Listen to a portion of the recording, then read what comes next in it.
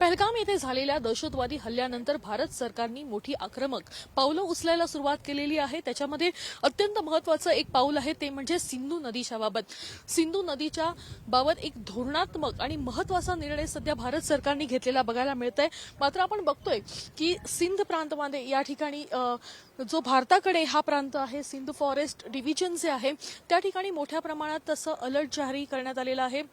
मोठ्या प्रमाणात प्रत्येक ठिकाणी जे आहे ते बंदोबस्त तैनात करण्यात आलेला आहे। सीआरपीएफ आणि जवान आर्मीचे जे आहेत ते देखील तैनात करण्यात आले असल्याचं टप्प्याटप्प्यावर पाहायला मिळत आहे। या ठिकाणून कुठल्याही वाहनांना पुढे जायला मात्र परवानगी देण्यात आलेली नाहीये। आपण बघतोय की 22 एप्रिल रोजी जम्मू काश्मीरमधील पहलगाम येथे झालेल्या दहशतवादी हल्ल्यामध्ये 26 भारतीय नागरिकांचा मृत्यू झाला आणि या घटनेचा निषेध संपूर्ण देशाने जो आहे तो केलेला बघायला मिळाला। त्यानंतर आक्रमक पावलं जी आहे ती भारत सरकारने उचलली आहे। त्याच्यामध्ये सगळ्यात महत्त्वाचं पाऊल म्हणजे सिंधू नदीचं जे पाणी पाकिस्तानामध्ये जातं ते बंद करण्यासंदर्भात किंवा त्या संदर्भात स्थगिती आणण्यासंदर्भातला निर्णय जो आहे तो भारत सरकारने घेतलेला बघायला मिळाला।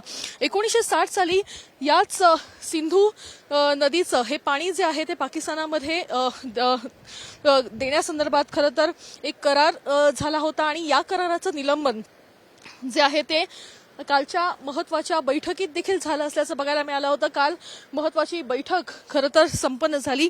याच्यामध्ये जलशक्ती मंत्री CR पाटील यांनी स्पष्ट केलं की पाकिस्तानला सिंधू नदीचं एकही थेंब पाणी मिळणार नाही, अशाच पद्धतीनं वॉटर स्ट्राईक पाकिस्तानवर करण्यात येणार। मात्र पाकिस्तानामधून देखील याच नदीच्या पाण्यासंदर्भात एक निषेध देखील व्यक्त करण्यात आलेला आहे। पाकिस्तानची अशी प्रतिक्रिया आहे की जर आम्हाला सिंधू नदीचं पाणी मिळालं नाही तर त्याच ठिकाणी त्या पात्रामध्ये भारतीयांचं रक्त सांडेल असं पाकिस्तानचं खरं तर म्हणणं आहे। पाकिस्तानचे मंत्री बिलावल भुट्टो यांनी या संदर्भातलं स्पष्टीकरण दिलं असल्याचं बघायला मिळतंय।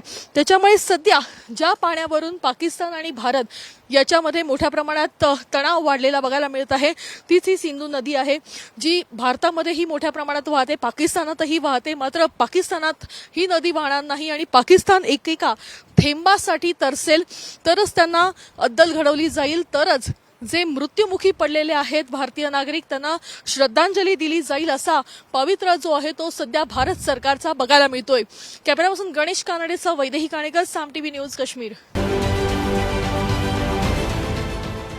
देश विदेशातील प्रत्येक घडामोडींचे लाईव्ह अपडेट मिळवण्यासाठी आता साम टीव्हीच्या सर्व सोशल मीडिया प्लॅटफॉर्मला लाईक, फॉलो आणि सबस्क्राईब करा। तसंच सर्व नोटिफिकेशनसाठी बेल आयकॉन प्रेस करायला विसरू नका।